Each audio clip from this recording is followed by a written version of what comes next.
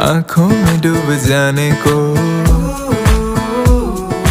हम बेकरार बैठे हैं।